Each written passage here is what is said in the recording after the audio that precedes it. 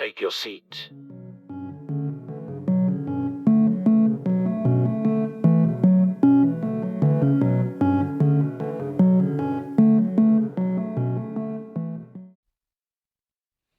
Some of us dream of owning a full-size droid, be it a mouse droid, pit droid, or even a gonk droid. But today's guest, however, took it to the next level. He only went and built a Droideka. Joining me today is Joel from Regal Rebel, and he's here to discuss his channel and his build. This is episode 1, and this is Chewing the Fett Podcast. Welcome to the Chewing the Fett Podcast. So, Joel, welcome to the very first episode of Chewing the Fett Podcast. Dude, I am excited about this. bit nervy, but great to have you here. So, before we start, and I start bombarding you with questions, do you want to tell anyone who's watching who you are and what your channel's called?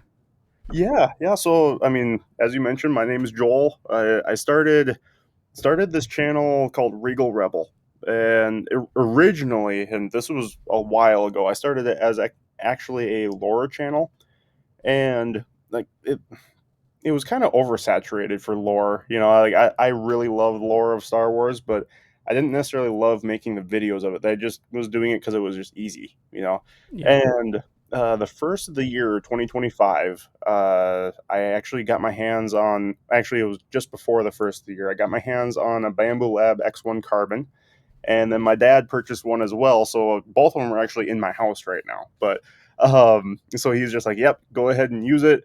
And the inspiration for finally getting my hands on a 3D printer was Droid Division released their Droideka files. And obviously, massive, big undertaking project. That's never really stopped me before. I'm kind of a glutton for punishment that way. So finally, I'm just like, I'm gonna do that. I'm gonna make that. And I figure, what better way of making it than actually documenting the process and just having fun with it, right? So first of the year, I finally got started making that droid and doing the prints and documenting it on YouTube. And I was like, okay, well, let's come up with a different name for my channel. So I wanted something to do with rebellion.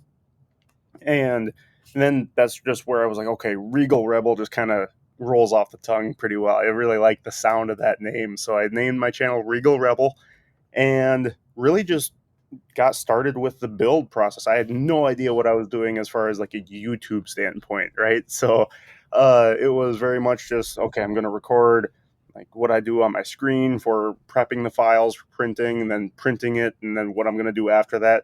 Really had no direction at all as far as how I was going to do this on a channel. And really, it's my first prop build as well, which was pretty insane. And no experience building props by any means. You can probably see that from the lightsaber challenge that we had. My lightsaber sucked compared to everybody else's. I thought your lightsaber was really good, to be fair.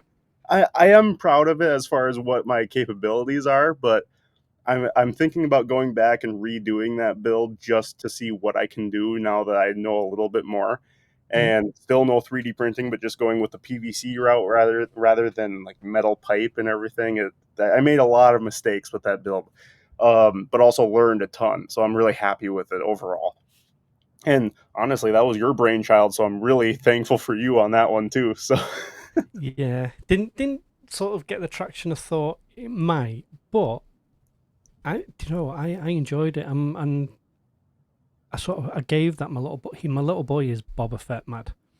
He loves Boba Fett. So when it came to painting it, he kind of sort of said to me, I mean, he's only 4, and he kind of said to me, do a Boba Fett one. It's like, well, Boba Fett doesn't have a lightsaber. And then I was like, well, what if he did?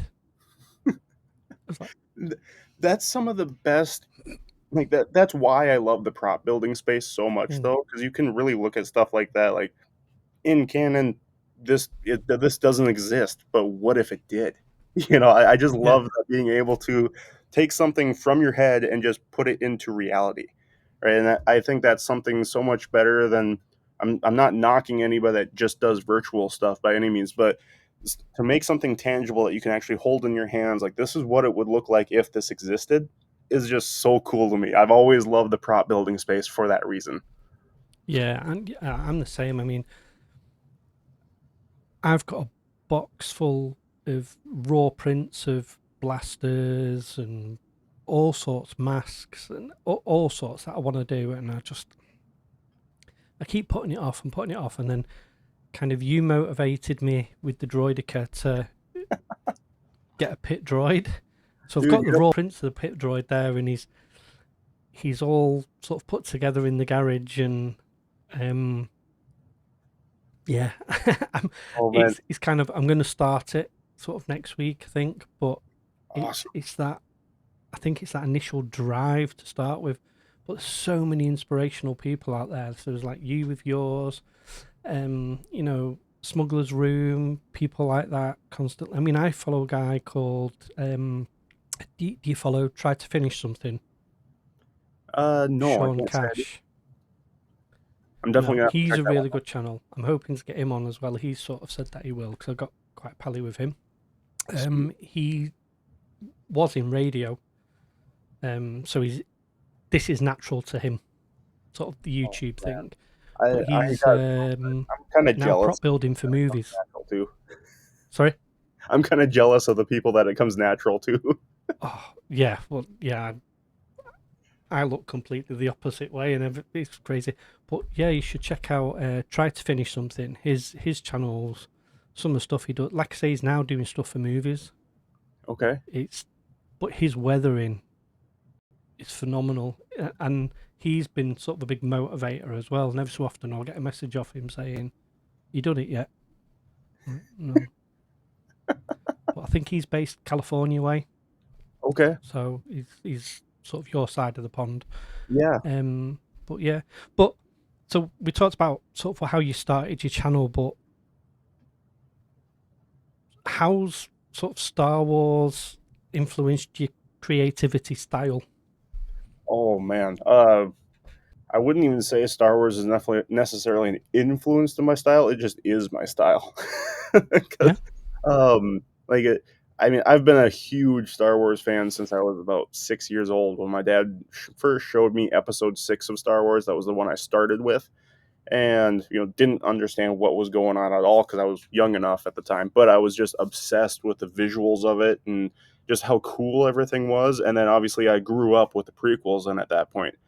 And the first Star Wars movie I actually saw in theater was Episode 3. So I got to see General Grievous yeah, and just kind of this off the wall craziness that a lot of those designs were, like General Grievous, for example, the wheel bike. And I just kind of fell in love with especially the aesthetic of Star Wars as a whole and the droidekas and everything, obviously.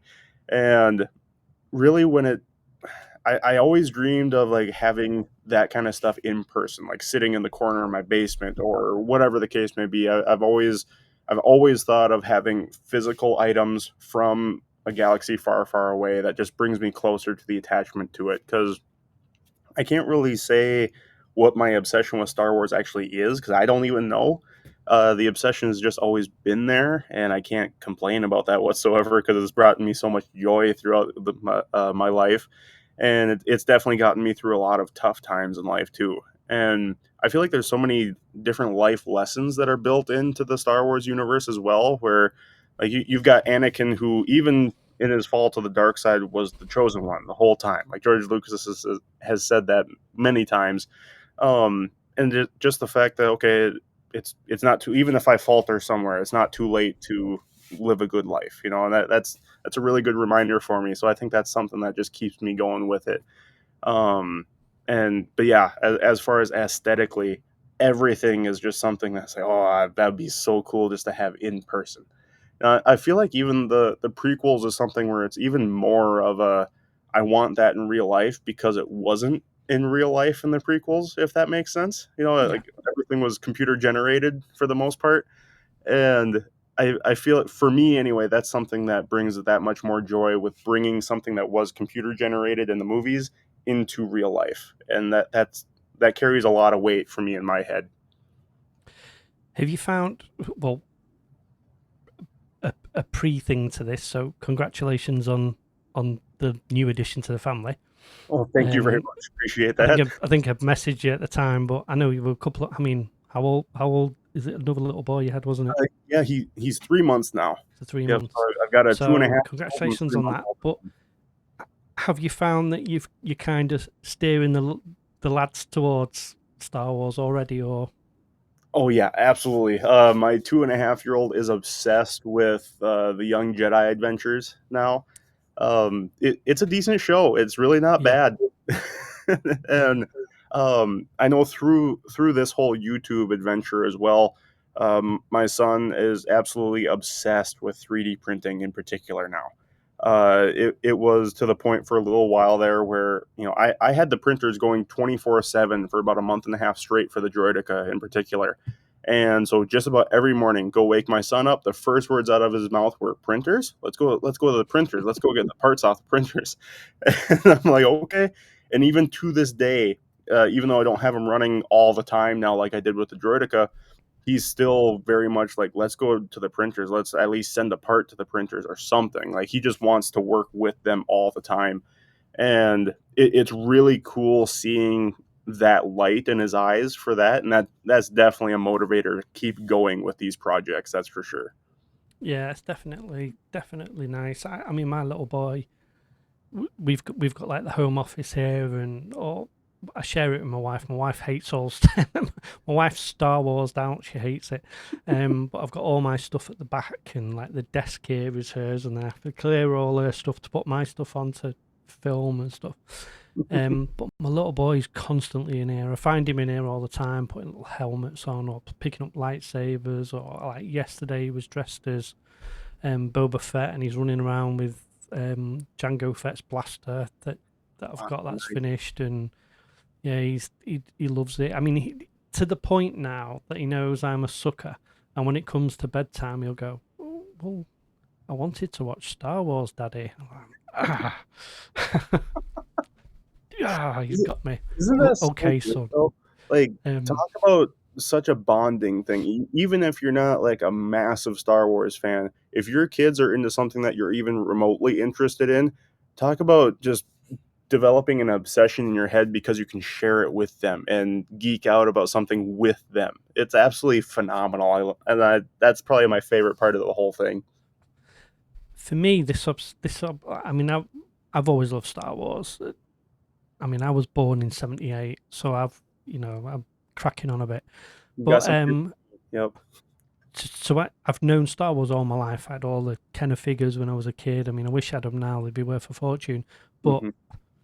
I had all that, and then kind of you grow up, and I had a family, and sort of Star Wars was sort of pushed back, and then we had the lockdowns during COVID, and I was sat at home twiddling my thumbs, and I came across the Hasbro Black Series Boba Fett helmet, and he's always been one of my favourites, and I bought it, and I thought I'm going to scratch an itch, and I'm going to buy the helmet, and then that'll be it.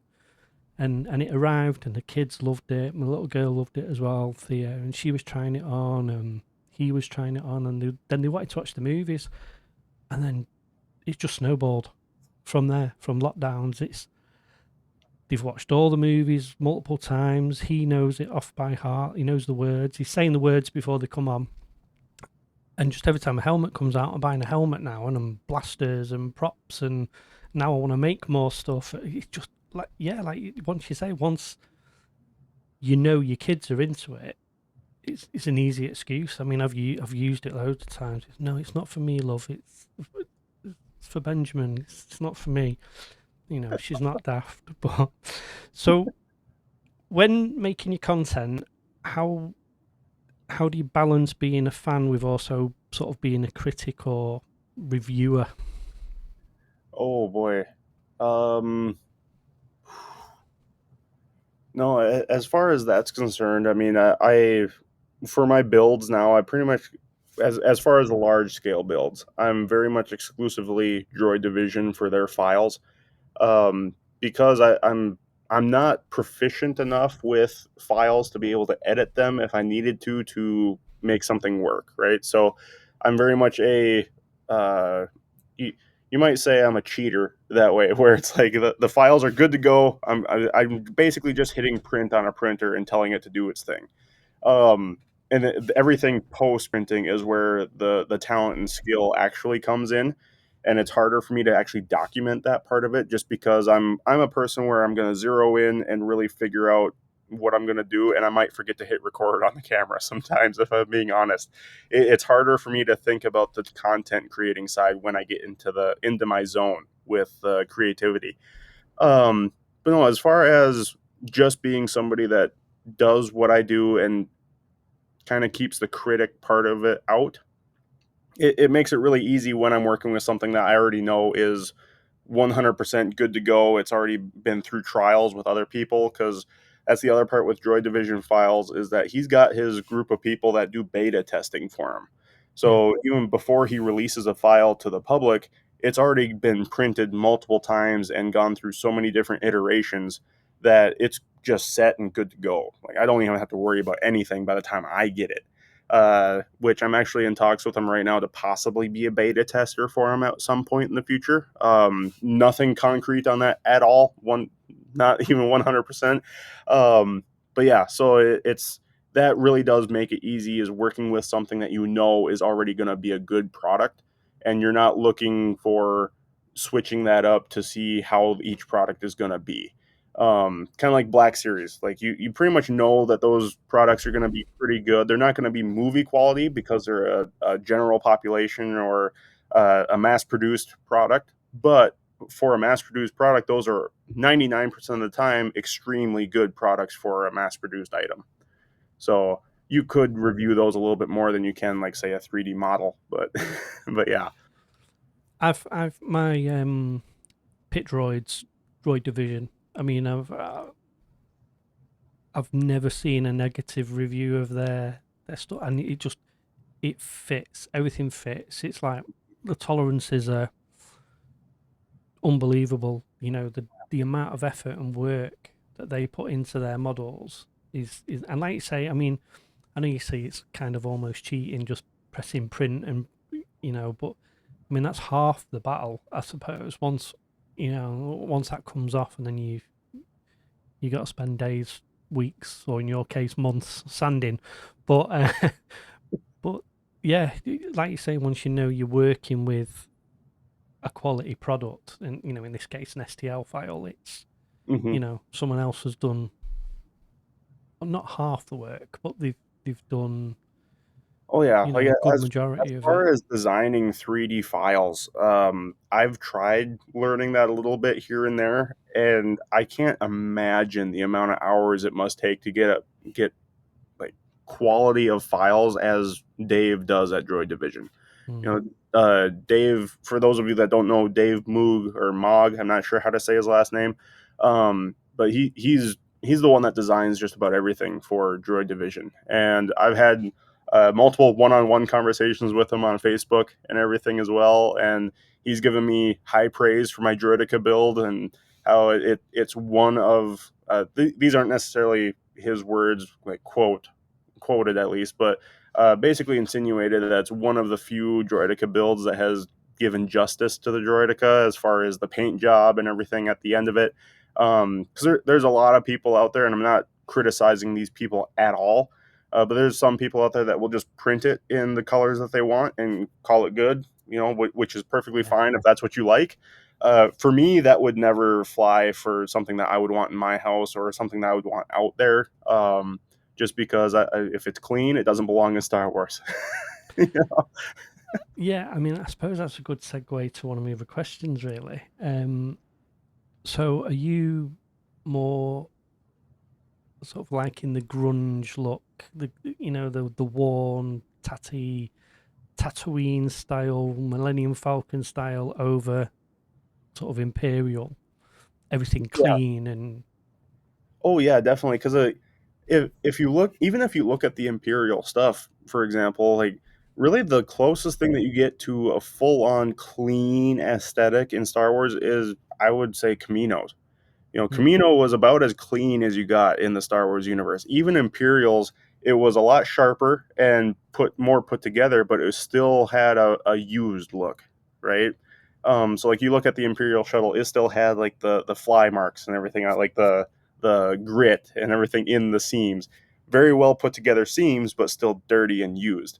And then you got the other side of the coin, which is the Rebels, where everything is just kind of scrapped together. And I like to think I'm kind of in between those two. For the Droideka, for example, I wanted it to be something where it definitely didn't come just off the assembly line, but it also hasn't been absolutely destroyed either. It was definitely used in battle, but yeah, not absolutely destroyed.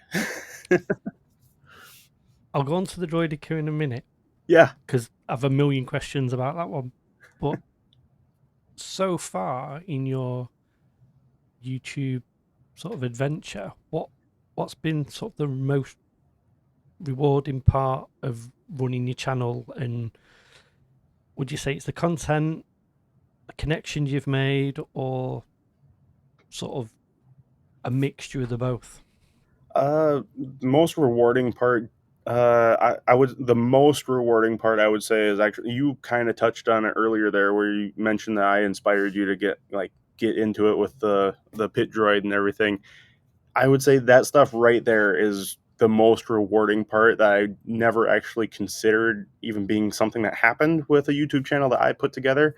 The inspirational part is something I'm still getting used to. Like I appreciate that to no end, and uh, yeah, I'm still figuring out how to actually like take it and go with it, and like what to say when that kind of stuff comes up, because I'm like I hadn't even considered that aspect of it at all. The second most or the second best part I would say is just having something that I have done from beginning to end and I haven't let it beat me. When it comes to prop building and everything, I've been very much so in the case of like, okay, I might get the base coat maybe if I get to that point on a prop, and then it just kind of gets shelved and I'll move on to something else. I've got ADHD that way, big time.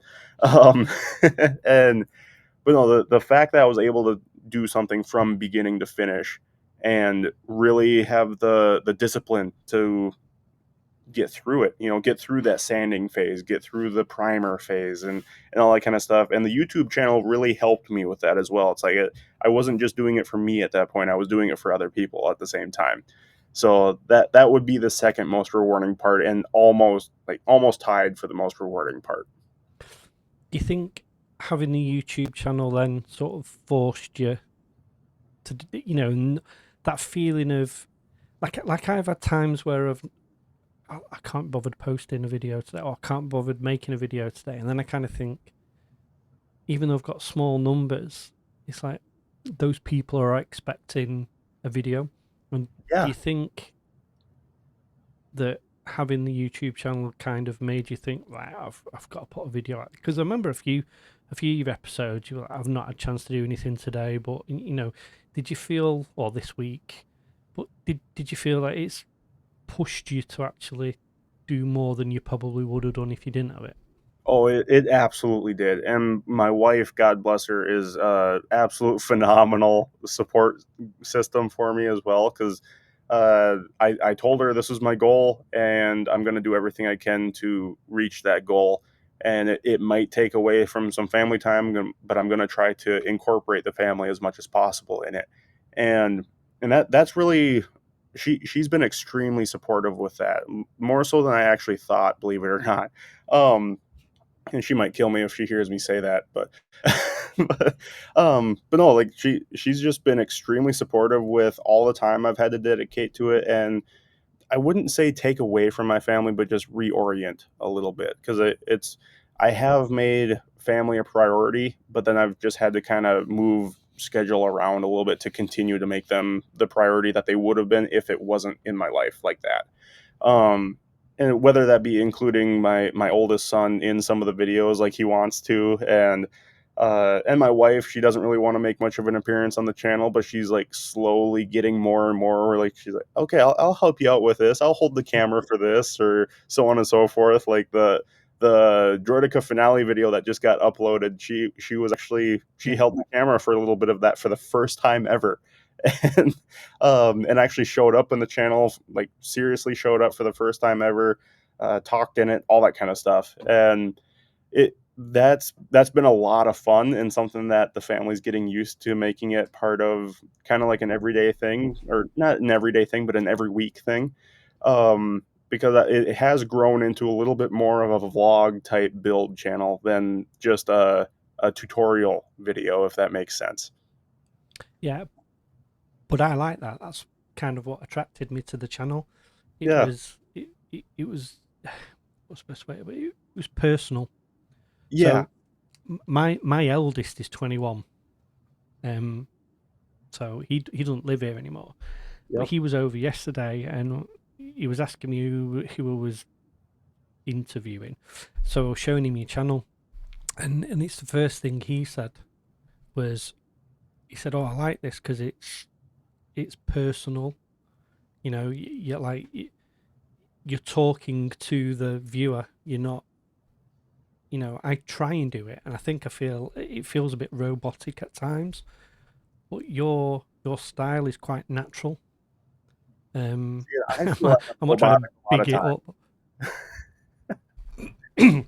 Yeah, Yeah, just it is so crazy that we were watching it, and I was showing him, and he was like, "You gonna build one of them, Dad?" And I was like, "No,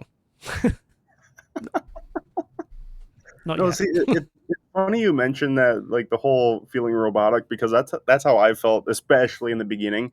I'm not used to being one to talk to a camera, or say like my son now goes around the house saying, "Hey, they're rebels" all the time. It's kind of crazy, but it's like I could have never imagined being somebody that like turns on a camera, holds it in front of my face, just talking to the camera and trying to be like I'm talking to you on the other end of this podcast, for example. It's just it's so weird at first, but it gets a lot more natural as you go. And I really had to force myself to get into that mindset where it's like, okay, I'm not talking to a camera here. I'm talking to each individual person that's watching this on their TV, on their phone, whatever the case may be. And I do take that really seriously and really personal at the same time. And I had to look at other content in this space, whether it be the building space or 3D printing space, because I'm kind of, I don't want to say bottlenecking into a niche. I feel like I'm kind of creating a bit of a niche, where like M.MS Propshop, I don't know if you've watched that channel at Yeah, all, but she's absolutely fantastic. Like her builds are incredible. And I was like, okay, well, I kind of want to take a little bit of that approach where she's got really awesome content and she's really awesome at building. So I feel like she's actually the one that's channeling the way for this niche in particular. But then how can I build on that niche and do something different than what she's doing? Because I got thinking, it's like, okay, I've got a family. I love a lot of family channels. I don't know if you're familiar with the Roman Atwood channel at all, like Roman yeah, Atwood vlogs or anything. But back in the day, he was like the one of the biggest YouTubers in all of YouTube, and he's kind of one of the pioneers that got YouTube to be where it is today. And like he does a daily vlog channel, and it's just family fun stuff. That's really all it is. Like there's nothing super special about his vlog channel. It's just that's what it is. So I was like, okay, well, how can I meld the two? Because I know there's a lot of people that are wanting that more family oriented, fun, everyday type stuff that you can relate to, right?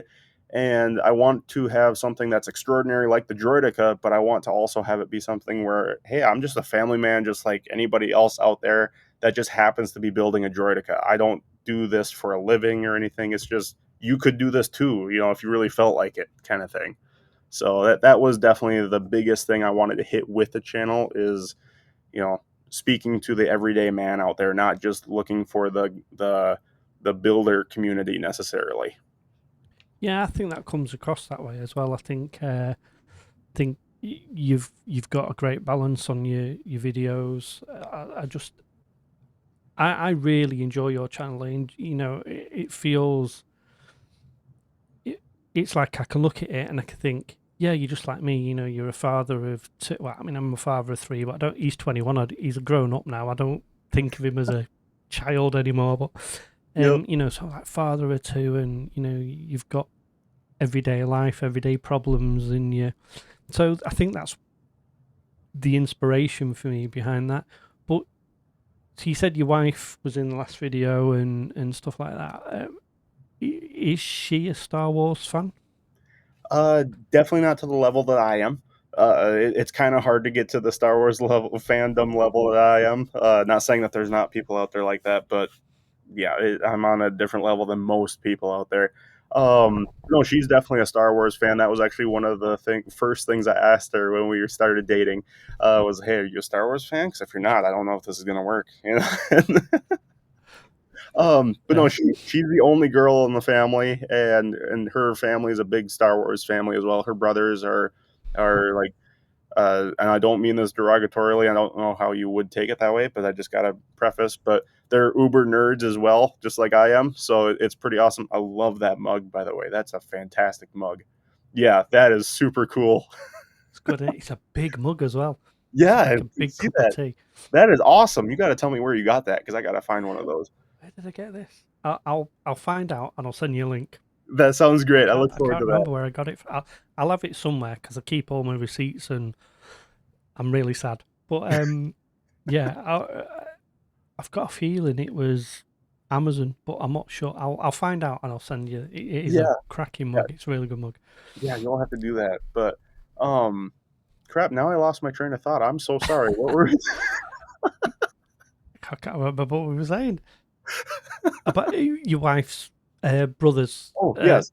Yeah. We're all Star So Wars fans. so yeah, I mean, I have a tendency to ramble on sometimes. I apologize, but no, It's fine. she is a Star Wars fan, just not like massive, you know. So, but she definitely supports my fandom. She's that kind of fan where she's like, it makes you happy, so since it makes you happy, I really like it, you know, kind of thing. Yeah, I mean, my wife is. It's like, oh, what's this box? I'm like, All this again. I ordered that last year. I forgot about it. No, I think she's. I won't say accepting, but she's. I've worn her down. All right. I mean, I'm massive football fan or soccer fan, as you would call it. Sure. And I've worn her down with that as well over the years. I mean, we've been married 14 years nearly, and she's like, right, okay, whatever. That's awesome. She's giving. She's lost the will. That is fantastic. So Droideka. Yeah. So you built the Droideka, and am I right now? Am I right in thinking, because I saw your last video, has that now gone? Yeah, it's that. So you asked if my wife was a fan of Star Wars and everything, and she is, and she's a fan of me like doing these builds and the YouTube channel and everything. But when I first approached her about the possibility of me building a 6'4", 4.5 foot wide span droid, let's just say that was met with some mixed reviews. It's like, okay, yeah, I got no problem with you doing it. It's not going to stay in the house though. And for those of you who have actually seen the channel, you know my garage is an absolute disgusting mess. Like it's almost impossible for me to keep that whole area straight and tidy and everything. So I didn't have any room in the garage to go with it. Definitely didn't have any room in the house with two boys in the house now. And actually, as soon as I even mentioned I was going to be starting this build, my buddy at Nerdin' Out in Rochester, Minnesota, here in the States, reached out to me and was like, hey, when you're done with that, I want that in my store. Like, can we make that happen? And one of the stipulations, I actually have express permission from Dave at Droid Division to actually sell the droids I do build with Droid Division files. The stipulation is that I have to pay for the files again, essentially. Like every single one that I make for sale, at least, I have to pay for the files. That's all I have to do. And then there's some other stipulations that don't really pertain to this podcast at all. But yeah, so with that, he's like, I want it. What do I need to do to make it happen? I had no idea how much it was going to cost for me to actually build this thing in the first place. So I was like, we made some deal with, in the grand scheme of things, astronomically low amount of money, in all honesty. But yeah, so he did. It wasn't even $1,000 for the thing. I'll say that, you know. But it's a buddy of mine. I had no problem with it, and then he gave me a booth at his Comic-Con that he puts on every year as well. So I mean, I'm eternally grateful for that. I was able to go make a booth. bring the unfinished Droideka at the time. It barely had primer on it at this point, but brought it to the Comic-Con. Just the reception of it was absolutely phenomenal, even for something that was just in primer, because nobody believed it was 3D printed at first. Like everybody was just walking past, like, oh yeah, there's a Droideka. It was kind of mind-boggling to me that how many people were about to walk past and not even acknowledge what was in front of them at all. Because I know I'm one of them where it's like, oh, life-size Droideka. I don't care if it's 3D printed. I don't care if it's mass-produced. I want to go look at it real quick and see it. And it was so incredible because I've got a background in sales and marketing and all that kind of stuff. So I'm like working the table, right? Not like most other people where they're just sitting at the table, letting people come up, answer some questions here and there. And like, no, I was standing at the table going like, hey, have you heard about 3D printing? This thing right here is actually 100% 3D printed. And that's what got people like, no way, that's not 3D printed at all. Like, no. I'm like, yeah, you can bet all your life savings. It is 3D printed, that kind of thing. And it was really crazy to see how people were ready to just brush it off and just kind of glance over it until they heard that it was actually 3D printed. And that was absolutely insane. But yeah, so I made a deal with him, and now that it's all done, I made another vlog video, essentially, is what it turned into, of me driving to Rochester, which is, I mean, it's not super long. It's like a 4-hour drive for me to get there. And my in-laws are right in that area. I see you smiling, and I have heard this whole thing. It's like 4 hours is long for you, but that's not long for me, kind of thing. I'm in Manchester, so I'm right in the middle of the country.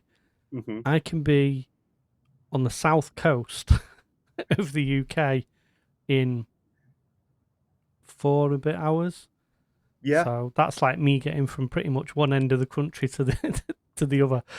Is yeah. I mean, it's just the next state over, Yeah. But yeah, so 4 hours we were able to go there, and we make a weekend of it whenever we go there too, because my in-laws are in a town that's really close to Rochester. So stopped there, made a weekend of it, and went to go see my buddy Brad at Nerdin' Out and set it up for him. And now he's got it in his main store set up for anybody to take pictures with it. And it was really crazy too, because as I'm setting it up, and I didn't capture this on video, and I wish I would have, but I was getting close to it being done, and like more and more people were coming up being like, I know what that is. That's a Droideka, isn't it? And keep in mind, at this point, the paint job is all done. It's pretty obvious what it is. And there was people lining up to actually start taking pictures with it at that point. And that was, we already talked about what rewarding is with this project, but that was something so cool to me to be like, I built this, and it was like a real crazy sense of pride. And I'm not a prideful person at all, but it was just one of those things where I'm like, wow, I haven't done anything on this level before. This is really cool, other than creating 2 children. but I credit my wife with that a lot more than I credit myself. So you've got to be honest with this one. Did you shed a tear on the drive home? Oh, I absolutely did. I'm a very emotional person. I cannot. I actually mentioned that quite a bit in my channel. I don't shy away from my emotions on stuff. I am pretty transparent. I like being an open book. Like what you see on my channel is what you get with me. Like if I'm the type of person that you watch my channel and be like, I could go get beers with that guy, that's exactly who I am.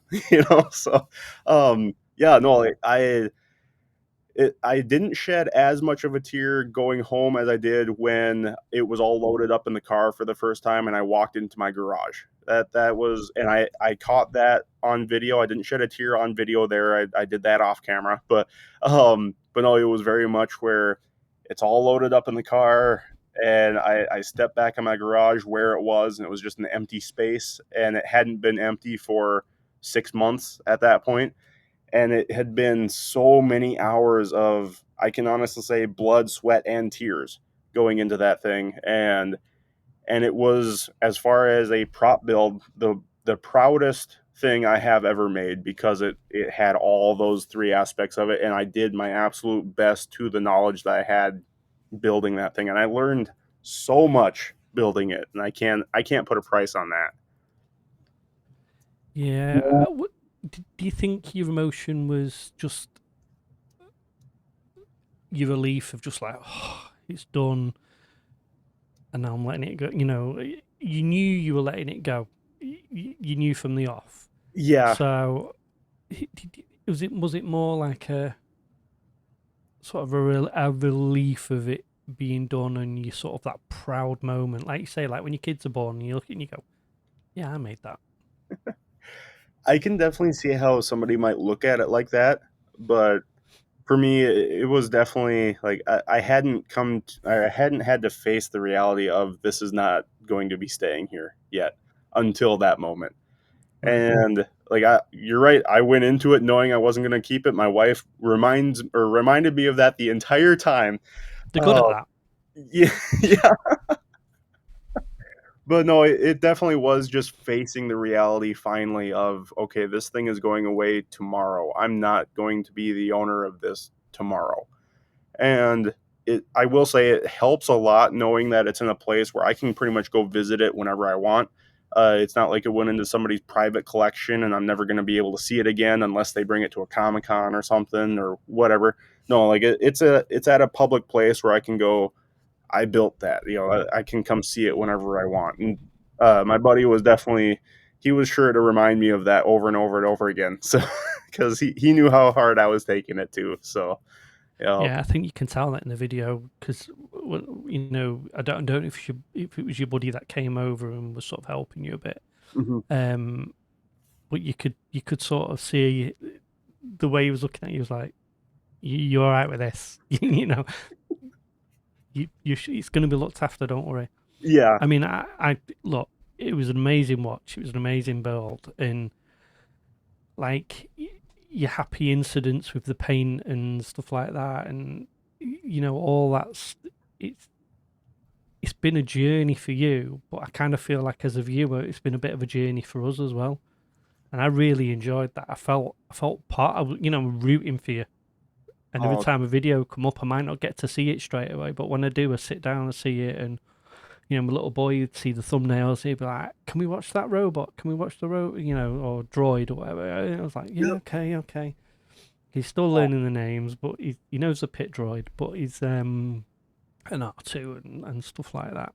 Oh, that seriously yeah, does no, it's good. so much. You have been one of the fans that, like, I've got a few of them that do reach out to me quite regularly to tell me like how awesome it's been to like follow along. But like you are one of them where it's like I look forward to that from you, like like almost like no other at that point. It's really awesome. So thank you so much for the support.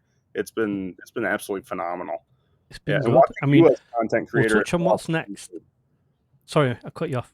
Oh, no worries. I feel like I kind of cut you off there, but no, watching you as a content creator too has been absolutely awesome to watch. I'm not gonna lie. Like I love watching people's content from like kind of conception, whether it be right away in the beginning or shortly after they've started, and then seeing it grow into what it becomes as time goes on. It is really cool and really rewarding as the viewer also. You know, one that still sticks with me to this day is when you had your daughter do the intro. Oh. and the whole roll it like that's just it was so awesome. No offense, that was my little boy, right? No, it's fine. Everyone thinks he's a girl. He has. I am so sorry. No. Do you know how many times people say to, "Oh, hello, little girl," and he just goes, "I'm a boy." Oh man, no, you cannot show him this. Yeah, no, that's Benjamin. He's got long curly hair.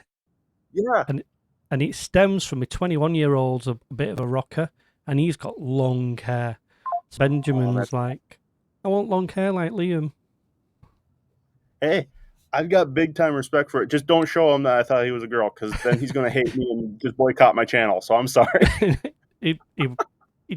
When he found out I was speaking to American tonight, he was like a real American. I was like, yeah. He goes, what planet's he on? It's like, he's you know, he's 4. I'll let it slide. But it's amazing to him. He's obsessed with America for some reason at the moment. Must be something. I'm about as American as it gets. I bleed red, white, and blue. I don't disrespect anybody in the UK at all, but I bleed red, white, and blue. Nothing wrong with that. Nothing wrong with that. So, before we go on to sort of what's next for you. Yeah. if Lucasfilm called you tomorrow and said you could develop any Star Wars project you want, what story or character would you put front and center? Oh boy, that's not a question I was expecting. You're throwing some heavy hitters here, man. I'm not gonna lie. Oh man, what project? I think I would probably take on a project of some sort of droid. Whether it would be a big name in a Star Wars story or not, I really couldn't tell you right now off the top of my head. But I probably would come up with some sort of droid.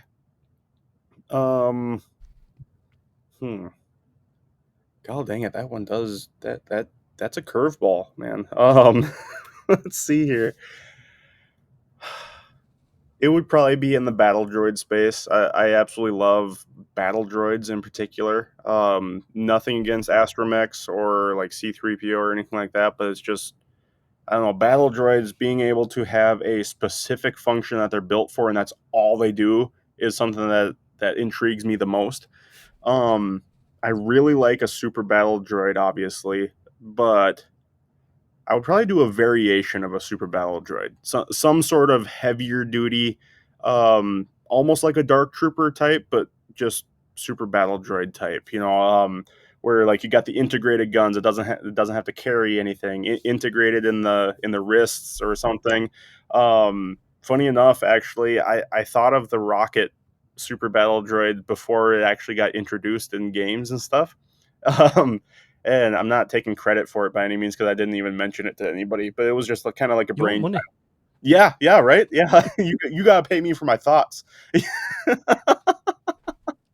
But no, like that's always been something that was intriguing to me. Was like something with a big cannon on an arm that you couldn't disconnect. Like it was just built to be a heavy hitter, and that's all there was to it. I feel like something almost like a tank droid would be really awesome. Not like a AAT or anything like that, but just something bigger than say a Droideka or a super battle droid, but with like a tank on its back, like a tank cannon on its back would be pretty sweet. Like crawling around almost like a really small condensed version of the walkers in episode 8. Yeah. Yeah, something along those lines, like a gorilla type. I was thinking about this question myself. I was talking to someone the other day about it, and I was saying mine would be droid based as well. Mm-hmm. But I'd love to do a story of. I love the little ones. I love like pit droids and gonk droids. I love that. I don't know why. Just they're the most plain, boring droids there are. They just literally just gonk. They don't do anything really. But yeah, I've just always been drawn to them, and I like the idea of sort of the silliness of a pit droid or something like that. I don't know. Worker droids like an So, one. which lightsaber hilt would you personally claim as your own, and why? Oh man, I've always loved Anakin's. Episode 3 Anakin in particular. Don't know what it is about that one. There's definitely like aesthetically cooler hilts out there. Don't get me wrong. Like Mace Windu's lightsaber hilt is really awesome. Love the look of that one. Darth Maul's hilt is absolutely fantastic. But Anakin Skywalker's Episode 3 lightsaber hilt is definitely my go-to. It's always had that nostalgia feel for me because it bridges that gap of prequels into the original trilogy, and it's just such a sleek design and clean, and there's absolutely nothing I would change about that. And I think that's why I'm gonna have to go with that one. I absolutely love that one. Good choice. Good choice. Yeah. What about you? You asked me that question. Now I gotta ask you that question. I've always been drawn to. I love Obi-Wan's. It's just I don't know. I like the one from the Kenobi series when it's all like worn and damaged and like dirty and grey, and it just I love that hilt. I don't know why I've always liked that, but then I also quite like sort of got quite simple hilts. like Jedi Master Saul, or yeah, I mean, Vader's one of the most iconic lightsaber hilts and stuff like that. I mean, I do like the hilts, and I Well, liked all the Balon boxing now, skulls. too. Sorry. The Darth Vader's screen used hilt actually just sold at Yeah. auction now too. Yeah, what did it sell for? Like 3.1 million or 3.4 million, something like that. What was it? Yeah, I think it was something like 3.2 mil or something, or $3.2 million, wasn't it? Yeah, Yeah, yeah, so I like know it was 3 point something. Yeah, £2.7 million or £2.5 million. sure. Some serious money, some serious money there, haven't you? You know, Okay, here's so I've got a quick question for you. So this is American to not American. Um, what's the difference between pound and quid? I've always wanted to know that. between which pounds and Yeah, pounds and quid. Is there any difference between the two? quid is slang. Oh, okay, okay. So it's So almost like dollars and bucks for us here in the yeah, U.S. yeah. So you Okay. like have a like you know, we have a pound coin, so it's, you know, our pound is a coin. Yep. So yeah, a quid is a pound, or 5 quid is £5. Sure. It's just, yeah. I don't know whether they use it much in the south of England. I think it's more of a northern thing. But yeah, it's yeah. At least we're not using euros. Okay. Yeah.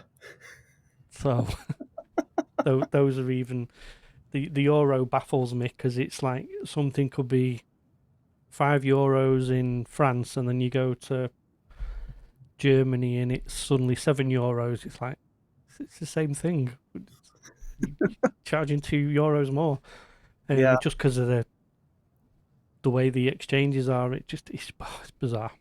Hmm. But Yeah. It's kind of like um, U.S. to Canada. U.S. to Canada is kind of like that, where you like they use dollars as well, just like we do here in the yeah, U.S. But it's like it's way more dollars than it is here in the U.S. for the same thing. Yeah. and Australia's even more, Really. because they're dollars. Oh, I suppose. Yeah, I mean, roughly, How's that?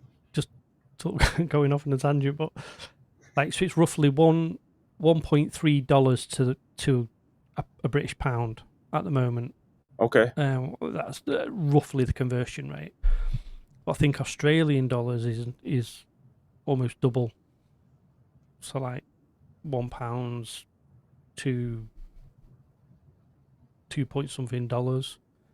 It's Wow. so when I look at stuff and it's in dollars, I'm like, is it Canadian? Is it Hong Kong? Is it what dollar? Whose dollars is it? Because it matters. It You know, does. you know, I don't want to be paying Aussie dollars. It's costing a lot more. Yeah, and then it's created, but they're quite crafty. Like Hasbro, just sort of going back to that. Like Hasbro will advertise a helmet and it, or a lightsaber, and it's $120. So for me, that would be £90. Okay. But they don't do that. They say it's $120, but it's also £120. So Wait. we kind of get shafted a little bit here. Yeah. Hmm. So that'd be, so £120 would be more like $150, $160 for you. Well, that sucks. I'm sorry. It's okay. It's all right. Don't worry about it. Ah. Remember, I ordered it last year. Yeah, there you go. So, if you had to choose a ship to pilot from the Star Wars universe, what would it be? And where's the first place you'd fly to? Ooh. I gotta go Naboo N1 Starfighter. Not Mando's N1, but the actual The yellow original. and chrome. Um, I just love that ship. There's so much aesthetically pleasing things in the prequel trilogy, Episode 1 in particular, that I don't feel gets enough credit for how awesome they look and how good of a design that stuff is. So definitely Naboo N1 Starfighter. And then as far as where I would fly it, are we talking like in the world or like in the universe kind of thing? Take universe, somewhere in the Star Wars universe. Where would you go? Okay. Where would I go? I mean, Coruscant is obviously an easy answer for that just because Coruscant is just one big city and that's just mind boggling. Um, but no, if I were to go kind of like a deep take,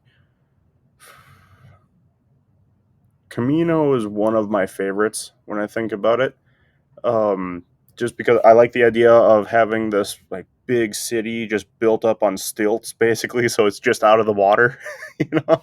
And I think the technology in Camino is absolutely like I love how clean it is, how like refined everything is in Camino, and then the clones is just another added bonus on top of it. So I'm putting myself in the Clone Wars era, but yeah, I would say I would probably say Camino as a deeper take rather than Coruscant. So Clone Wars, I suppose. Then this next question answers itself. So if you could live in any era of Star Wars, and I had sort of Old Republic, Clone Wars, original trilogy, High Republic, where would you want to be and why? Ooh,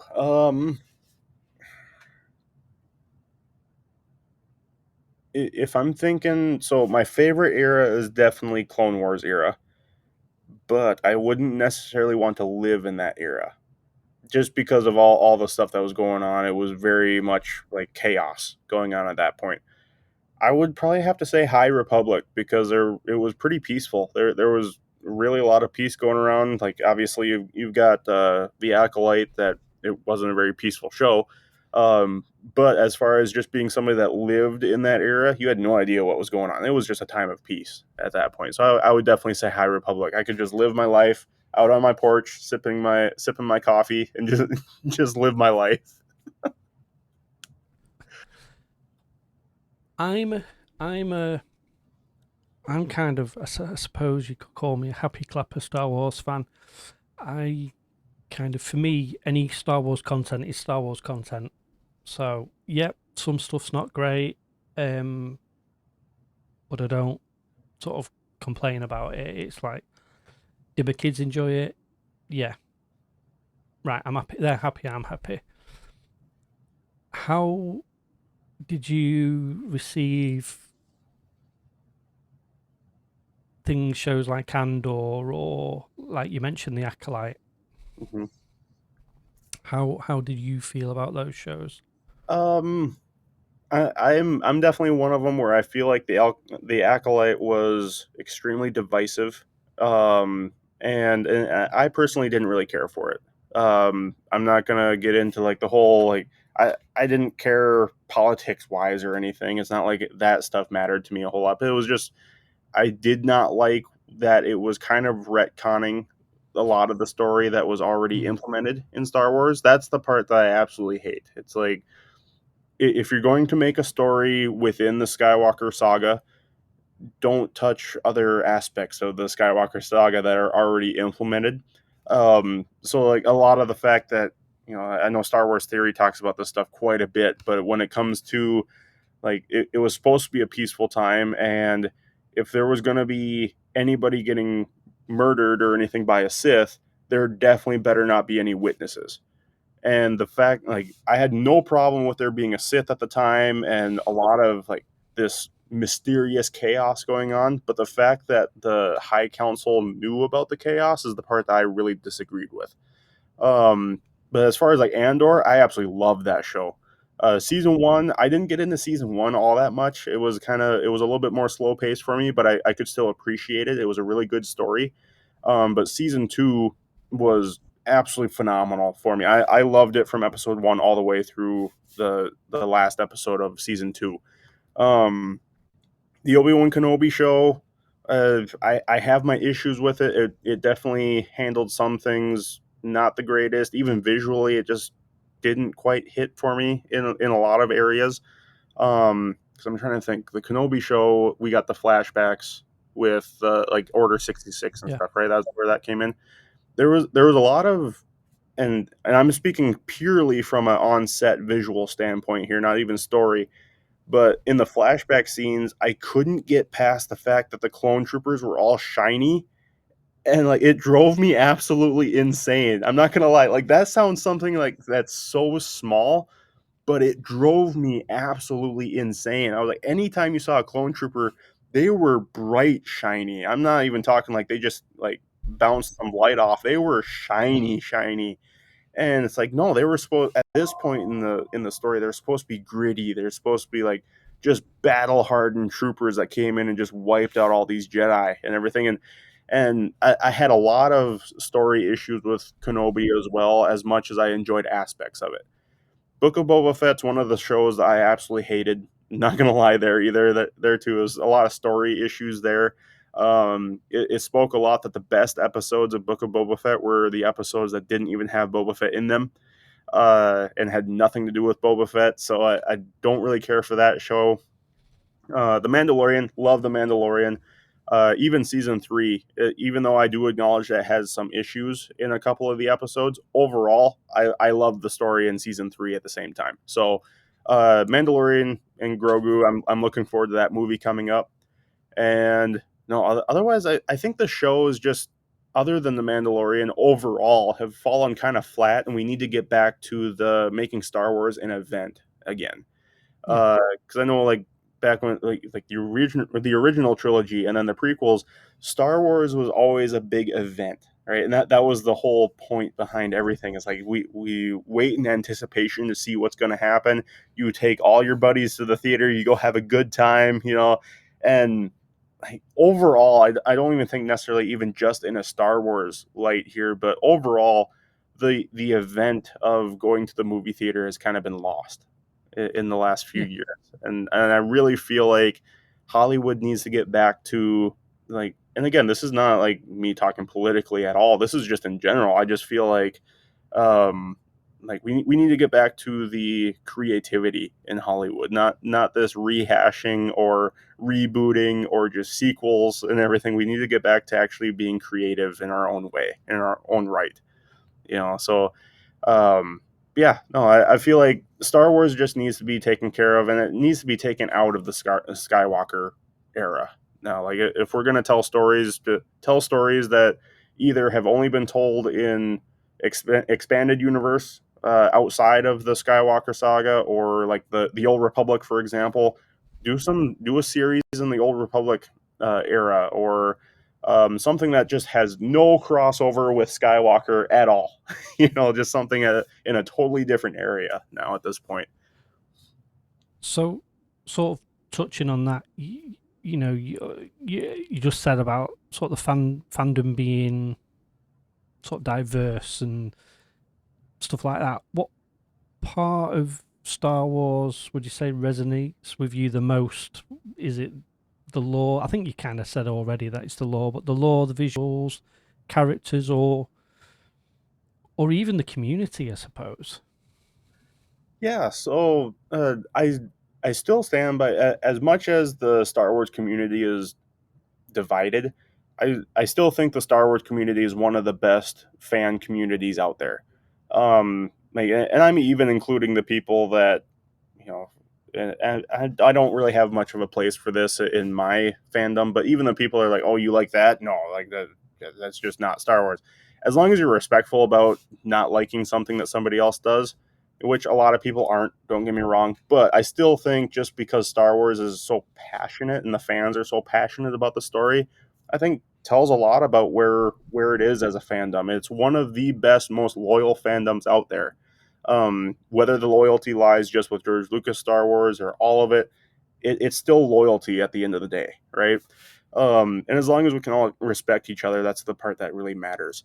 But as far as, and here I am going off on a tangent again. What was the original question?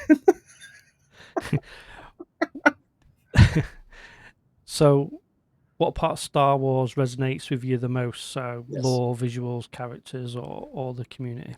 That's right. Yep. So community is definitely a part that resonates with me quite a bit. But if I had to choose something I've always said that Star Wars is there's three things that make a really good movie. You got visuals, you got story, and you got dialogue and like acting, right? So Star Wars has always been two of the three things. Even in the original trilogy, like pretty much everybody agrees the original trilogy is absolutely phenomenal, right? So, but even in those three movies, you had clunky dialogue. The acting was okay, it was pretty good. It was pretty good, but nothing spectacular, But the story and the visuals were absolutely phenomenal. Yeah. And same thing for the prequel trilogy. You can argue all you want about the CGI, but for the time, especially, the visuals were absolutely stunning. And the story, honestly, is really awesome. And the acting and the dialogue was kind of clunky. Um, so for me, the visuals and the storyline are the two things that matter the most in all that. And I feel like that's always what Star Wars.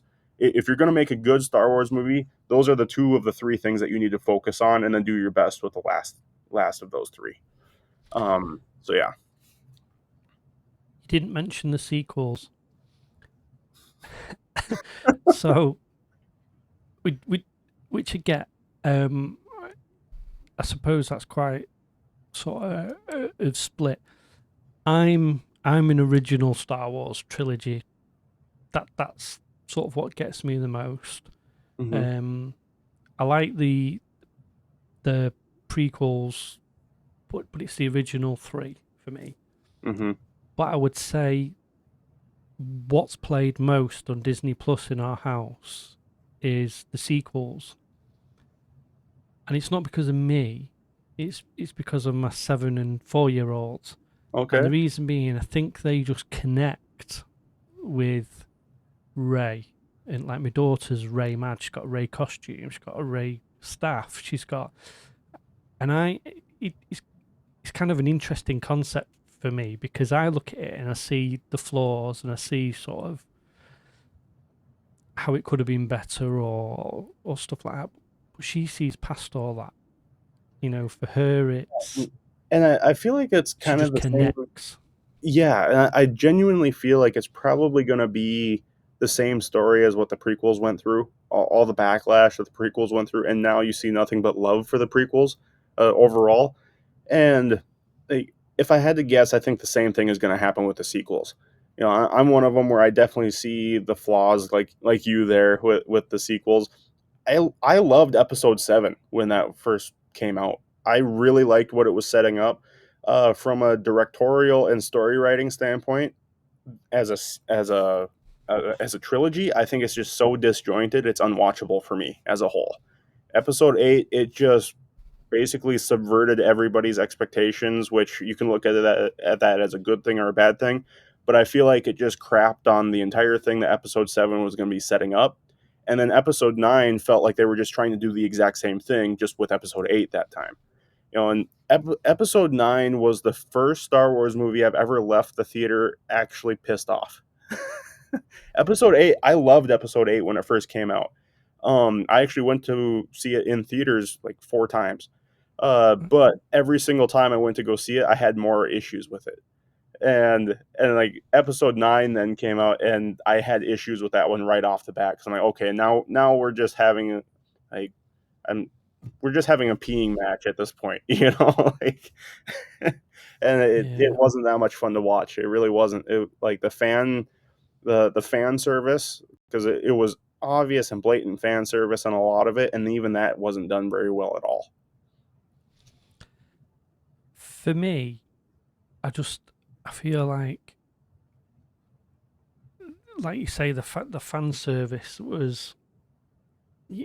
I'd rather them have not brought Luke, Han, and Leia in it. Same. I just, and I suppose this is what I worry about for the new Ray movie. Easy for me to say. The new Ray movie. I actually feel sorry for her. Oh, I do too. I think she's on. We have a saying here. She's on for a hide into nothing. She's going to get slated anyway for it. Mhm. And I'm not convinced it'll ever see the light of day. I think it'll just they'll just keep kicking the can down the road. Yeah, and I agree. And if it ever does see the light of day, it's going to be too late for Daisy Ridley to actually reprise the role, if you ask me. It like almost like what we got to the point with Anakin Skywalker. Hayden Christensen reprising his role in Obi-Wan Kenobi, and it was kind of weird having him as old Anakin yet trying to replay the role of Episode 2 Anakin. Like it was great. Don't get me wrong, absolute fan service, but fell just short enough where it's like, okay, this is just fan service at this point. Like there didn't feel like there was a whole lot of work put into it, and where there was work put into it, it wasn't the right area to put that kind of work into it, if that makes sense. Yeah. And yeah, because like I'm one of them where fan service will get through to me all day long. I'm happy with fan service, but at the same time, you do have to put some work into fan service and make it the right area that you're putting all that work into. Yeah, definitely. So, as we talk about characters, this is segueing really well. I like this. Yeah. What character do you think out of the entire sort of franchise is probably the most underrated in Star Wars, and what makes them stand out to you? Well, if you would have asked me 10 years ago, I would have said Anakin Skywalker. But definitely the appreciation for Hayden Christensen has come back like crazy, which is absolutely phenomenal. I think he deserves every bit of it. But as far as an underappreciated character, good Lord, I'm trying to think. I would go as far to say as Emperor Palpatine is an underappreciated character. I really don't think Ian McDiarmid gets enough credit for how well he's played that role. I know we had a Comic-Con here last year, about mid-year, and Hayden Christensen was there, and I got to meet Hayden Christensen, which was awesome. And funny enough, I actually got to meet Ian McDiarmid, and I didn't expect to that day, because let's face it, going to these Comic-Cons and paying for signatures and pictures gets really expensive really fast. I had to really think about which one I wanted to meet out of Ian McDiarmid or Hayden Christensen. I chose Hayden Christensen, and I got one of my Hot Toys Darth Vader's signed by him, actually, which was absolutely phenomenal. I think I have a video talking about that on my channel as well. But Ian McDiarmid was also there, and his booth was just kind of like this rink-dink thing. You could see him from just wherever at this point, where Hayden Christensen had to be like behind the curtain and you had to pay to even get a glimpse at him, kind of thing. But yeah, Ian McDiarmid, it was like my brother-in-law. He was just like, he was kind of like ogling him from from across the way, and he didn't have anybody in line for signatures or anything. So he's like, "Hey, no, come here, just say hi, talk to me for a little bit." And it was just that was so cool, but also at the same time, I'm like, oh man, like he's just not getting the appreciation he deserves here. But I got my photo taken with both Hayden Christensen and Ian McDiarmid both at the same time, and it was so cool because I stood by Ian McDiarmid, and my brother-in-law is the one that paid for that photo shoot. So like, I just was like, you stand where you want, and then I'll just kind of fill in from there. I'm not going to take over your photo shoot at all, but he invited me to come along, and I wasn't going to say no. So, so I stood next to Ian McDiarmid, and the whole time Ian McDiarmid is in character, and he's like whispering all this stuff in my ear as Emperor Palpatine to like seduce me to the dark side, and I was just like fangirling out like crazy. I'm just like, oh my god, he's tempting me to the dark side. This is so cool. It's just like, oh yeah. So I would definitely say Emperor or Ian McDiarmid in particular does not get enough credit. I don't think Brits get enough credit, full stop, in movies. All the greatest enemies and bad guys are British. Yeah. I don't know what that says about us, but all the best villains are British. It doesn't matter what the movie is, all the best villains are British. Greatest agent of all time. Yeah, Bale on Skull. Yeah. Fantastic character. Mm-hmm. British. That's just how we roll. That's just how we are. Yeah. Some quick fire ones. Yeah. Blasters or lightsaber? Lightsaber. X-wing or TIE fighter? Ooh. X-wing. Yeah. You've answered this, but I'm going to ask it anyway. Okay. Original trilogy, prequels, sequels, or Disney Plus series? Prequels all day long. And then this one, I'm going to put this up because I've got this one. Okay.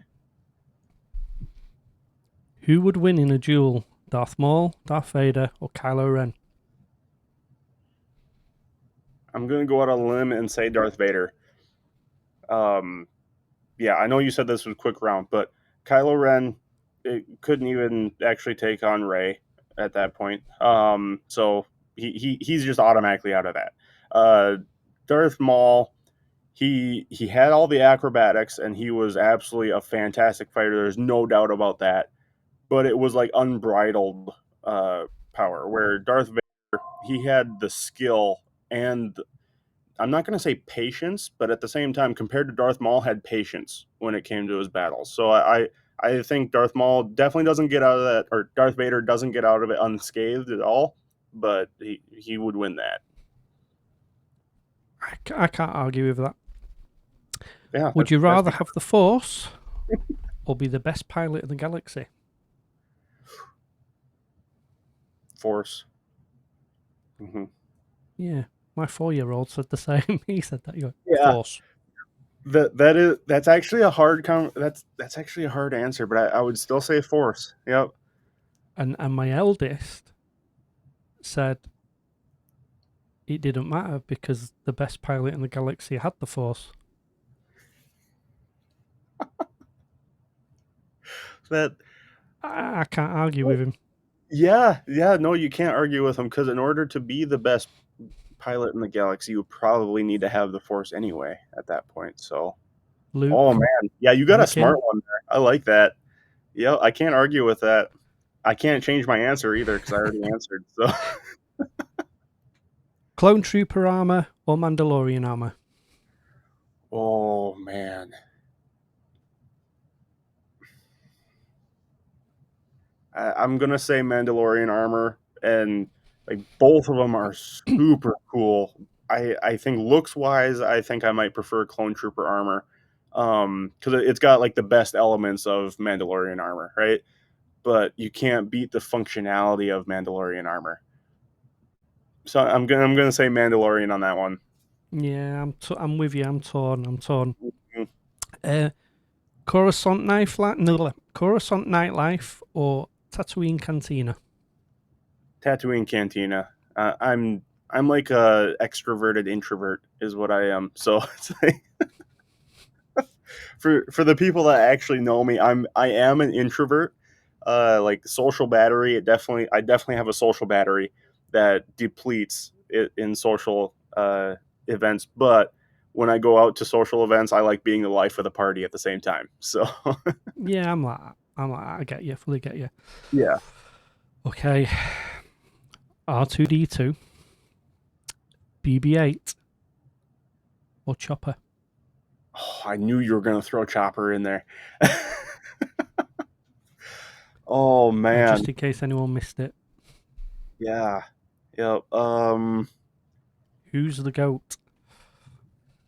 If we talk about the GOAT, I think R2D2 has to be considered the greatest of all time. Because like he's the original. Okay, so before people jump down my throat about not picking Chopper on this, I think Chopper is the better droid. Okay, so I want to clarify this a little bit. I love Chopper even more than R2D2, but we would not have a Chopper if it weren't for R2D2. Yes, exactly. It's almost like this Michael Jordan, for those of us in the States, it's almost like the Michael Jordan versus LeBron James argument. You wouldn't have a LeBron James if there wasn't a Michael Jordan. So who's the actual GOAT? You know, so that clarifies what I think about the Michael Jordan LeBron James debate. I grew up with Magic Johnson. Oh, yep, okay. In the Utah Jazz, and the postman. Yep. Well, the mailman, wasn't it? And you know, I grew up in a good era of basketball. I played basketball. It was a lot grittier. Yep. Yeah, we do it. I'm going just sorry viewers. I've gone going off on a tangent, but I've started getting into the baseball. I don't know why. No way. Yeah, I've We'll no make idea an American why. out of you yet. Sorry. I said we'll make an American out of you yet. I know I've got mates in Texas and everything. But yeah, I don't know why. I sit there and just, like my wife will go to bed and I'll sit there watching. I don't even care what game it is. I'll just sit and watch it. And I've always liked the ice hockey. I've always liked that. So Yeah, the ice hockey's NHL, pretty but awesome to watch. yeah, football, soccer that's our sport here. See, I'm a huge, like, I'm not a whole like huge sports person here in the U.S., but I will say I'm a big follower of American football. I absolutely love American football. Go Minnesota Vikings all day long. Yeah, I'm looking forward to these overseas games the next 2 weeks for the Vikings as well. Yeah. Oh yeah. I as a kid, I could always remember I'd stay up with my dad and we'd watch. God bless him, and we'd always watch Super Bowl every year because it was the only American football we got on TV here Really? as a kid, and I always remember I used to like Chicago. I used to just like the refrigerator. And it just that's the era I grew up in, and it was just, yeah, I don't know, and just every year I'd get dead giddy and I'd get to stay up late because it's always on a Sunday. Yep. Used to stay up late and show up to school the next day on the Monday absolutely shattered. But yeah, it's funny, isn't it? We don't really. I mean, we have it. Every game's on here now. Oh, sure. Okay. Yeah, That's every awesome. game's on here now. But I can watch the NHL, the MLB. I could watch MLS. I can watch NFL. I can watch anything. You know, I think the only thing we don't get is frisbee. Oh, yeah. I think that's the only sport we don't get from the US now. What was my next one? Who would you want as your co-pilot? Chewie, K2SO, or Grogu? Ooh. Or anyone else? I don't think you can get much better than K2SO. You know, like Chewbacca would be a fantastic addition as well. Grogu, I mean, you just really want him there because he's cute. That's really all there is to that one. So, I mean, I don't think he's got a fighting chance. No offense to Grogu at all. But between K2 or Chewie, there's not much of a fighting chance there. But I would choose K2SO. You get enough of that fun, witty banter, and you can still understand them rather than just growls. Yeah, definitely. I'd K2SO was my pick as well. Yeah. So going back to you and your channel. Yep. So if someone found your channel today, what's the one video you tell them to go and watch, and which one sort of would sum up the channel and introduce them to you? Sure. Oh boy. There's a couple episodes toward the middle where I think I was really proud of the vlog style of those, where like the day would or the weekend itself that I always record on would start with a walk with my son and just kind of record what we did during that walk. It was a really good fun time, and then we'd get into the build, right? Um, I can't put my finger on which episodes those were. But that would probably be one of them where if you really want an introduction to me and who I am as a dad and as a creator and builder, those really I put a lot of heart into those videos. I need to do more of that style as well. It with YouTube, it's kind of one of those things where you're doing a happy dance of what do I enjoy creating, but also what do people watch, right? And so I've always had this little bit of a dance going on where I'm evaluating everything and I'm looking at the numbers like crazy, probably too much, honestly. Um, and yeah, so but I really love those. But otherwise, if I was gonna direct people to a certain video, the second to the last video, I believe it was the one where I revealed the whole paint job. Yeah. Um, I would direct people to that one. I think that's the one that comes to mind. That's the one everybody should watch, because it shows what I've been able to just do through trial and error. I have not done that kind of stuff before. I've never done weathering before, especially on that level. But just it can showcase what I have been able to do without any prior training or experience at all. I think with that episode as well, people get a sense of the emotion. Yeah, I think that episode's a bit of a roller coaster for you. it definitely is. There was the high of wow, it's finished, and then it was like, oh, but I've got to pack this thing up. I also think one of yours that sticks out in my head was when you did the helmet for your son. Oh yeah, that's right. The commando helmet for his birthday. You know, Yeah, and I think it was just because of the sort of the heartfelt thing, like you could see you were A, proud of that you were making it, but B, because of who it was for. yeah, that was something too where I really combined life and the channel into that project quite a bit, because at this point I've been kind of spotty with my uploads lately, which has been driving me absolutely insane, in all honesty. Like I've been going insane not uploading on a regular basis, um but no, like the channel has become such a big part of all of our lives within my family, which is really awesome to see. But like I stuck with the Regal Rebel theme, like for you can see it on the screen actually, my helmet logo that I created. It's very much it's meant to be a repurposed like clone trooper helmet and stormtrooper helmet. If you really look closely at it, it's actually a combined version of the clone trooper and stormtrooper helmet. And I wanted to keep kind of that, reforged type, found new life, but still battered and tattered with the red and white color scheme, and Commandos, for those of you that don't know, Republic Commando is my all-time favorite game. I fell in love with the Commandos like right away, and really kind of wanted to capture that essence. So it's got a lot of the heart for me on that, where it's my favorite helmet in all of Star Wars. It's very personal to me and the family because of the channel, and obviously because it was for my son for his second birthday. And yeah, that does hit hard. I still haven't put foam on the inside so it sits on his head correctly, but but I know he absolutely loves it. It was my first time doing a visor, and I need to redo that visor because, good lord, that was a pain in the butt. I suck at visors. Just off going sort of off a little bit again, sort of Yeah. my part.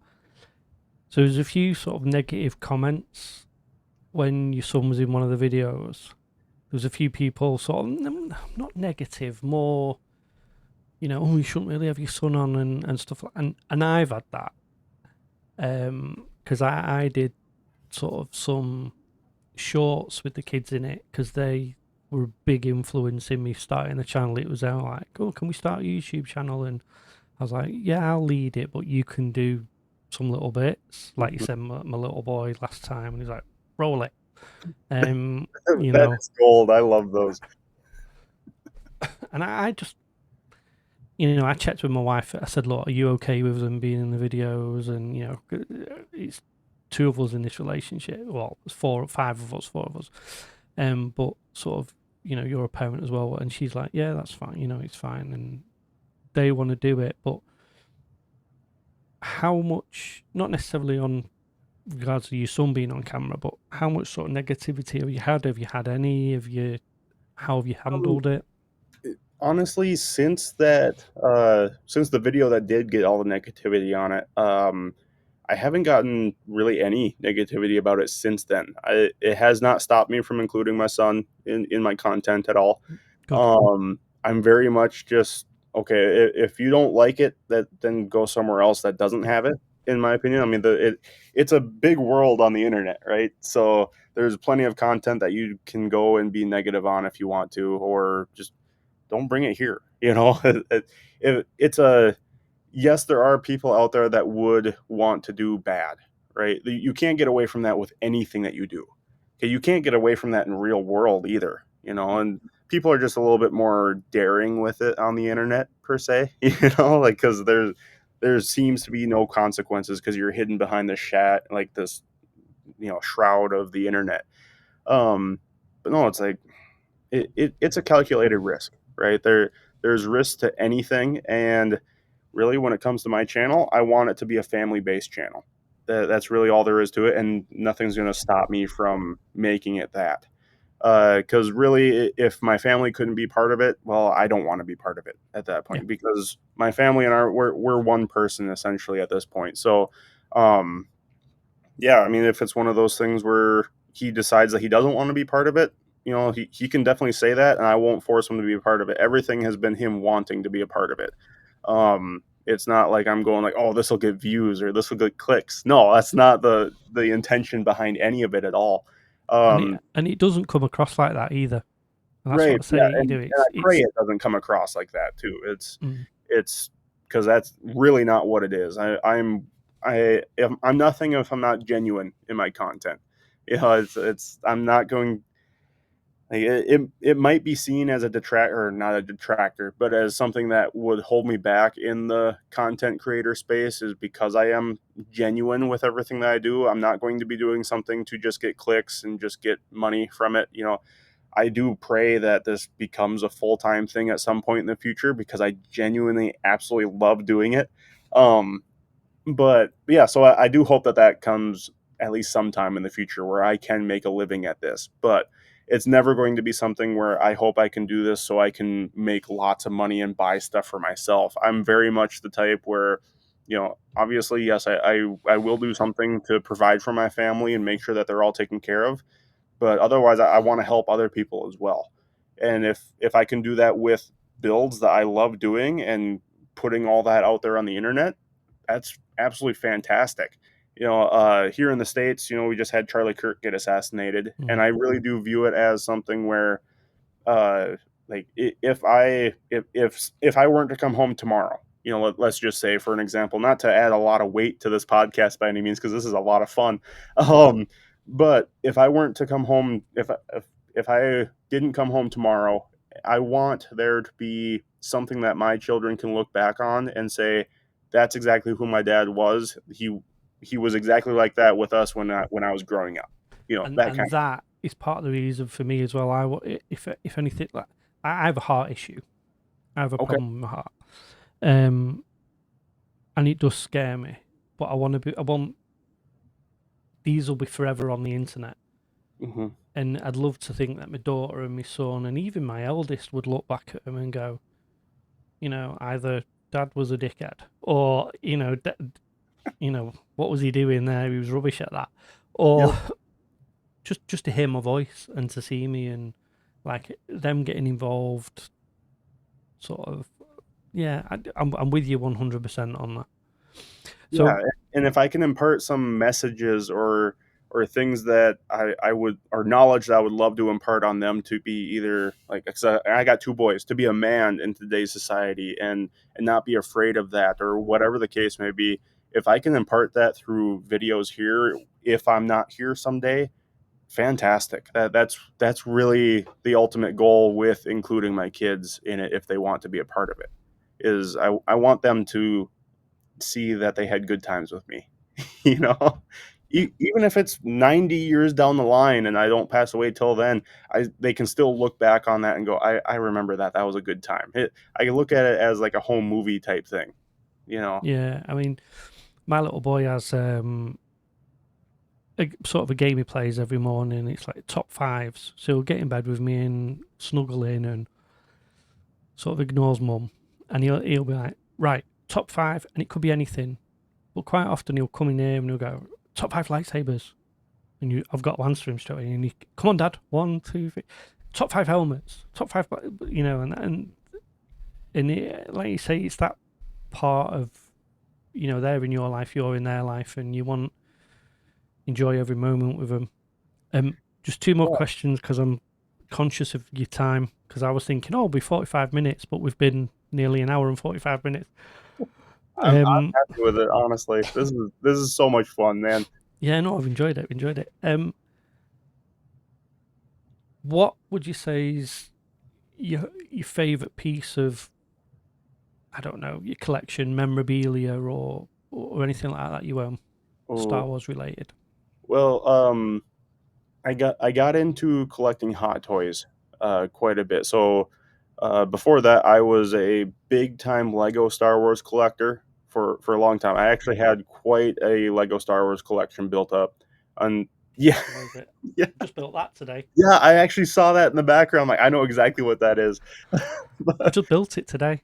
Oh, you just built it today? Built it and filmed it today. Nice. I'm looking forward to that video. Yeah, I've added a little Millennium Falcon. Just there's a little nodule on the top, and the Millennium Falcon just fits on it. And Oh, nice.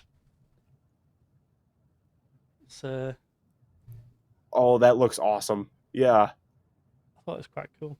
that's fantastic. Yeah, no, I had a pretty extensive Lego Star Wars collection up until recently. We had some in the family. We've had some financial struggles lately, and I had to liquidate almost all of my Lego Star Wars collection now just to try to get by funds wise.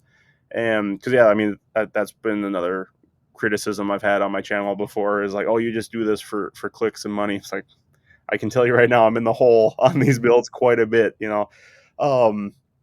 and yeah, I mean, I got merch and everything to try to help fund it as well. And I mean, that's done a little bit in the future, but I mean, nothing, or in the past, I mean, but nothing that even comes close to funding an entire build, even not even close. But anyway, beside the point. But no, I got into Hot Toys figures now within the last couple years, and haven't gotten a new one for a little while, except for the giveaway that I did, actually, the Hot Toys Droideka giveaway, which Galactic, what's now I can't remember his channel. It was right there, and right when I was about to say it, it didn't come out. We did the lightsaber challenge with him. Yeah, I know you mean. I want to say Galactic Armory, but it's Galactic not. Works, that's what it is, right? Is it? Is that what it is? Yeah. Yep. He actually ended up winning that, which was really cool. And he did a review on it and everything, which was really cool to see. And yeah, so that was the last Hot Toys I actually bought, and I was really distraught I didn't get to keep it.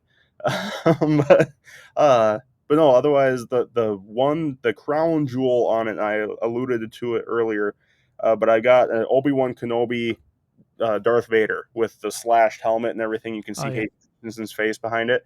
And it was a deluxe version. And I actually had Hayden Christensen sign it when I met him at the Comic-Con. And you said earlier.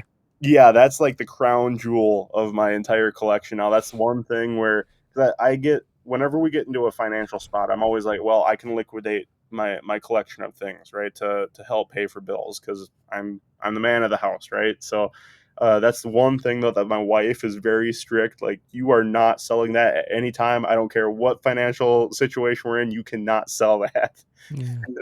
She's like, I'm not letting you. So she's a saint for putting up with me. Go wives. Yes, absolutely.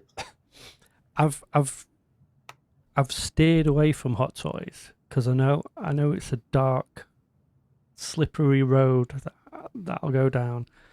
It and really then is. I forgot I'd pre-ordered it, but I got the 1-to-1 Grogu with satchel. You did, actually. Oh man! And it arrived Thursday last week. Welcome. So I've got it sat in a box behind me. Yeah, welcome to the club, my friend. Yeah. So I'm gonna kind of review that. I think I do an unboxing and a review. I've not took it out of the box yet. Get ready for the Black Series figures to not hit the same anymore. I've had a sneak peek, but I've not took it out of the plastic cut, and it's like, damn, that's good. There's a guy actually called TK421 Collectibles.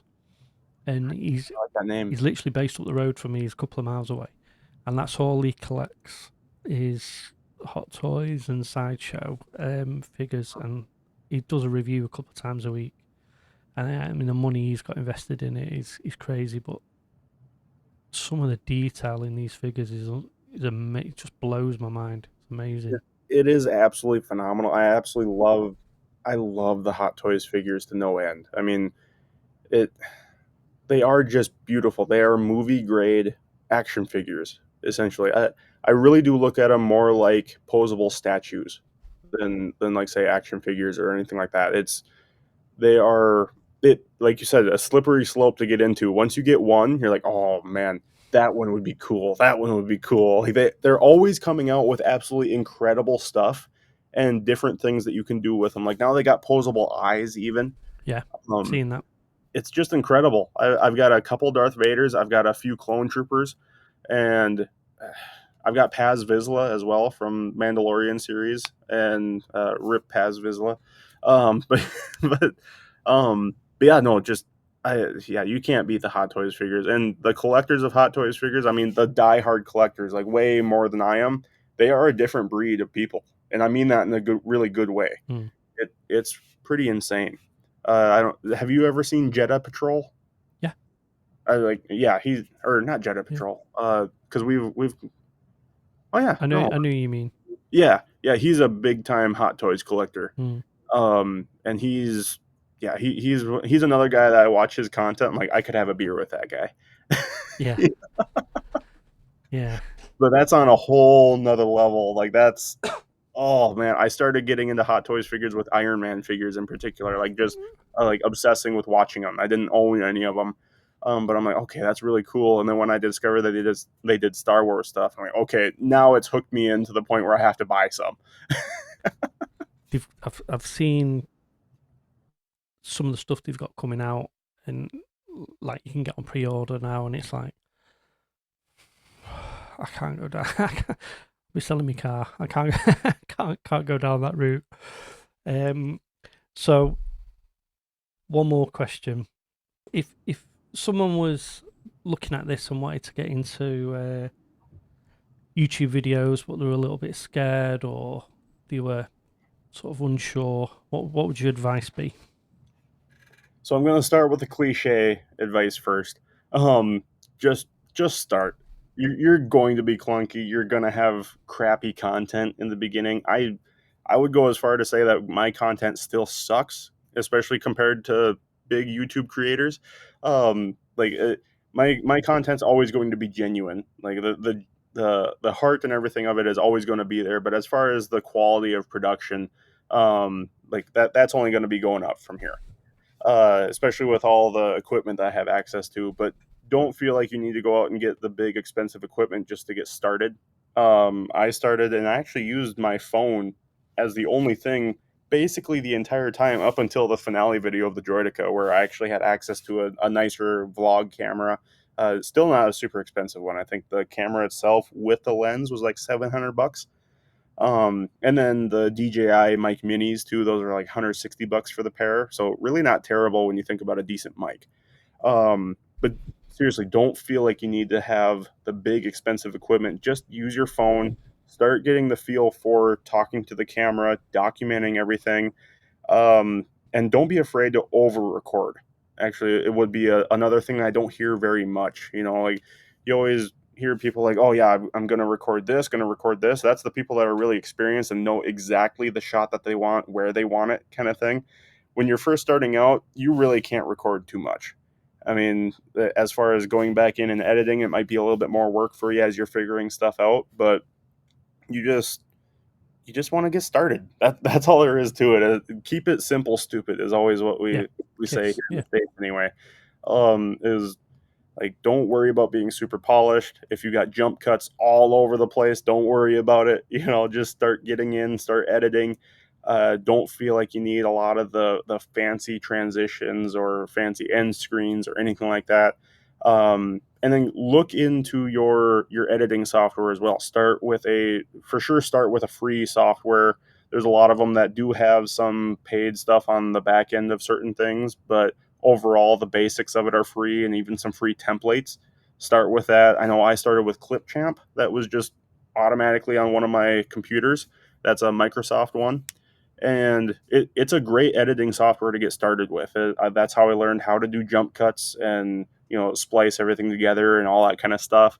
And then I paid, I think it was like $10 a month for their premium subscription, and that gives you access to like the in-system music and all that kind of stuff too. But I would start with just a simple editing software like that, and then you can step up from there and then just kind of keep building on the last little bit. Don't try to be perfect right out the gate.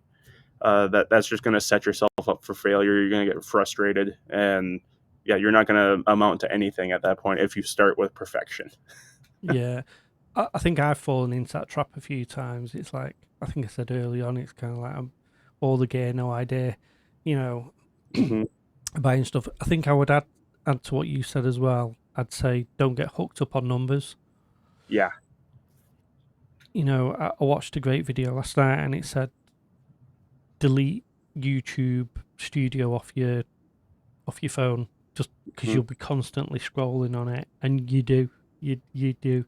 It is an addiction. It said when you're uploading a video, then look at it. But anyway, look, I've kept you nearly twice as long as I intended to. I apologise. I know you're a busy man. Don't worry about it for me. So, look, where can people find you? What socials are you on? I mean, I will link them in the video, but yeah. So obviously, YouTube channel Regal Rebel. Pretty much the same handle on Facebook and Instagram. I don't have an X account or anything. I've just never been a Twitter person, and I believe I'm on Threads now, though. If I'm not mistaken, I need to get better at keeping up with my Instagram and Facebook pages. Yeah, YouTube is like almost like a full-time job in and of itself, and to keep track of all the other socials on top of it is kind of a chore sometimes. But I did actually create a Patreon as well now. Just recently. Haven't even posted a whole lot on there, so I'm not saying that people need to go out and subscribe right now at all. But it's just $5 a month. It just helps me with the builds and everything, and can keep it going. I'm going to be posting more like behind the scenes type content. I do a little bit of that on my channel already. I don't shy away from the behind the scenes stuff. I'm going to showcase what I've been doing, whether it be on the YouTube channel or on the build itself. But yeah, and kind of this is going to be kind of like the first reveal on this podcast at least, but I've got the head here for the Super Battle Droid. I've already announced what the next build is, and this is what it is right here. So this is fresh off the printer, actually. It's just beautifully printed. I can't complain about the print quality at all. But yeah, Droid Division recommends starting with the head so you have something tangible to get you through the mundaneness of sanding and everything. It kind of keeps the excitement there.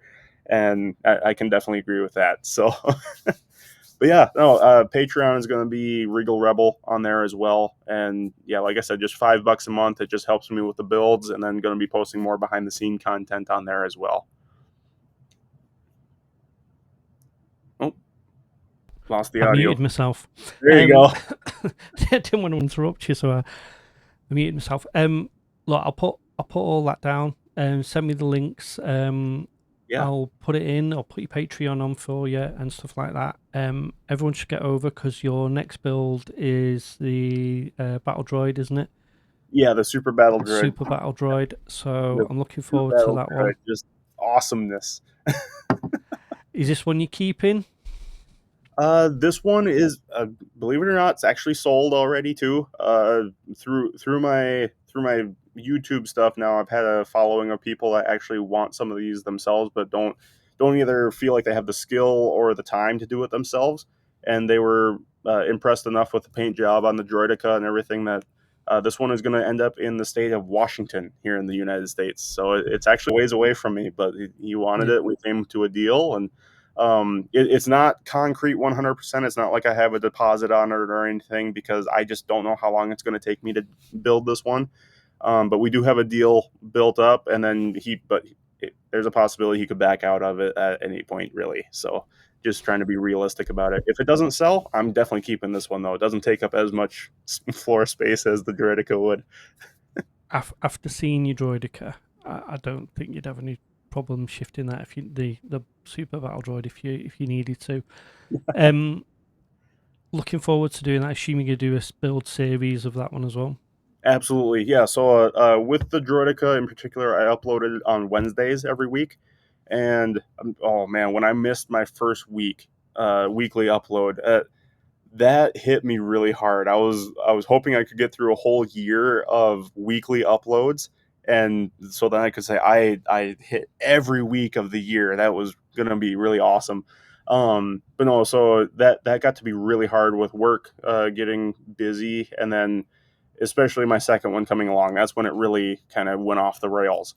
But I'm going to be uploading the Super Battle Droid series every Friday now, and I'm going to be trying to do that at like 4 p.m. Central Time here in the U.S.